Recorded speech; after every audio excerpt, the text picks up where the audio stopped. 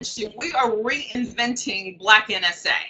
This is a big deal. We've been around for a very long time. The actual year, I'm still narrowing down. I think it was the 80s, but don't worry, Dr. Willie will bring all of that up for us. Anyway, I posted our event that's taking place at the Influence NSA conference in exactly a week, or a week and a few days. And there was some feedback on some folks being concerned, why do we have a Black NSA? Why do we even have a group based on color? I don't understand. These may be newbies that don't realize we've been around for a long time, or it's just folks asking questions. And this is in the NSA Facebook page, as well as the NSA members only Facebook page. So I've asked Dr. Willie to address it. So I'm going to be quiet. Make sure you unmute yourself, Dr. Willie, and take it. Well, first, I want to thank you, Marquessa, for having me on for this event. I want to say thank you to everybody who is tuning in live, as well as those who might be watching a recording of this day and this session. I begin everything, as I always do, with a quote that has become my branding statement. I have only just a minute, only 60 seconds in it. Forced upon me, can't refuse it. Didn't seek it, didn't choose it, but it's up to me to use it. I must suffer if I lose it, give account if I abuse it. Just a tiny little minute, but an eternity is in it. It's called God's Minute. It was written by Dr. Benjamin Mays, who was Martin Luther King Jr.'s mentor, and I have adopted that from my first book, It Only Takes a Minute to Change a Life. That's now 20 years ago, and has become known around the country and around the world as something that I begin my speeches with, my interviews with, and when I greet and meet new people at presentations. So I'm grateful for that minute, and I give God glory for that minute. Well, I'm grateful to be on with you, and I want to give some context about Black NSA, because I understand that someone could be either offended by the fact that this group of Black folks who want to exclude other folks. No, that was not why it was started. When I came to NSA, I came in 1991. My first year, 1992 was my first year. I started speaking in 1991. I started my speaking business June the 1st, 1991. And I spoke for a year and struggled for a year, but I kept my head basically just above water. And then I was introduced to NSA by my fact of calling a speakers bureau and saying, it's summertime, I speak to young people, there are no schools in session, would you book me? I didn't understand how a speakers bureau worked at that time, and I said, would you book me? And the lady said, you don't know how a speakers bureau works, do you? I said, oh, well, as I assumed it's like an agent. When I was in the music business, you would book people. She said, no, you need a little more learning. We don't really book speakers like that. You're a youth speaker. You need to call the National Speakers Association. I said, wow, there's an association of people who do what I do, and sure, an association of people who do what I do. And so I called the National Speakers Association. They told me they were having a convention in a few weeks. In fact, I called July the 8th. Today is July the 8th. Today is my anniversary. And every July the 8th, I get a call. I'll tell you about that in a minute. And so I called National Speakers Association. They told me about the local president, David Yoho, in Washington, D.C. I called David Yoho in Washington, D.C. on July the 8th, 1992, and we had a conversation, and he told me about the National Speakers Association and how I should come, and I told him how I had been speaking. He said, how much have you been speaking? He's assuming I'm speaking once a month or once every other month. I said, well, I've been speaking, I did about 300 speeches this last year. He said, what was that? I said, 300 speeches. I do 4 or 5 schools presentations a day, sometimes 2 or 3, but sometimes 4 or 5, and I've done over 300 speeches in the last year. He said, what?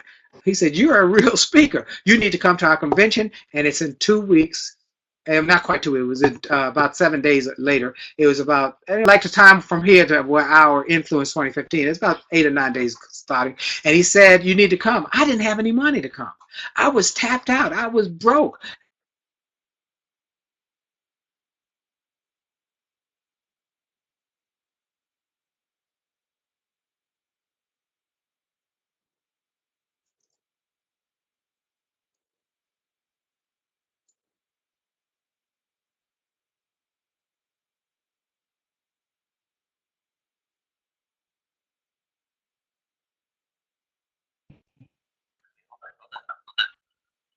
It's like we lost volume. We lost volume. Yeah. Okay. So go back to where you said I was broke. I was broke, busted, and disgusted. But he knew I was broke, but he gave me a shot. He said, if you come, you can stay in my hotel room. And I called him back and said, I'm coming. And I stayed in his hotel room through that convention. And every July the 8th, he called me or I call him. We are brothers. And when I was inducted in the Speaker Hall of Fame, he was my introducer. And he introduced me to NSA. Now, I say that to say I came in 1992. When I came to NSA, there was less than 1% African-American people there. Very few African-Americans. In fact, the only two that I can think of were Lenora was there and a few others, but there was a lady there who changed my life, and she was just incredible. And she took myself and Keith Harrell and Desi Williamson, the three of us who came the same year. She took us under her auspices, under her wings, and taught us how to go to some of these people who were not looking like us and develop relationships. She said they're the most kind and wonderful people you will ever meet in your life, and they will help you. And they're not concerned about your color. They want you to be part of our organization, and they want you to grow.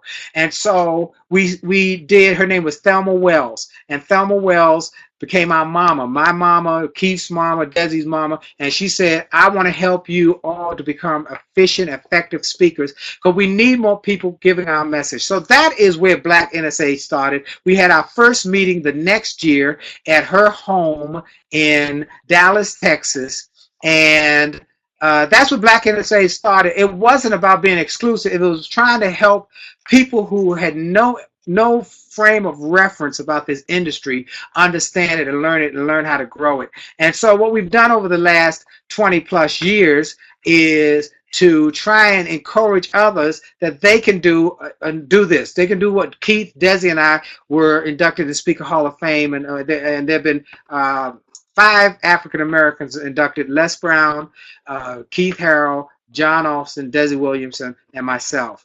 And so John has gone on to glory, as well as Keith has gone on to glory. And so we try to encourage, inspire, and others. But the thing is, we also make it inclusive. It's not about Black, y'all stay out. It's Black, let's help these Black folks learn how to grow this business. And also, anybody else want to come learn? We just want to help minorities. When I was president of the Washington chapter of NSA, we grew this chapter exponentially because I have a no color mindset. I don't have a color mindset. I have a people mindset, but I want to help people who are struggling. So we grew people like Sonia Araza. She came in under my leadership as president, and Asian folks and Indian folks and Hispanic folks and all sorts of people came in because I opened the net and I opened the tent to make it bigger. And that's why we do Black NSA, just to make it the net bigger, the tent bigger. The tent is available for anybody who wants to come. So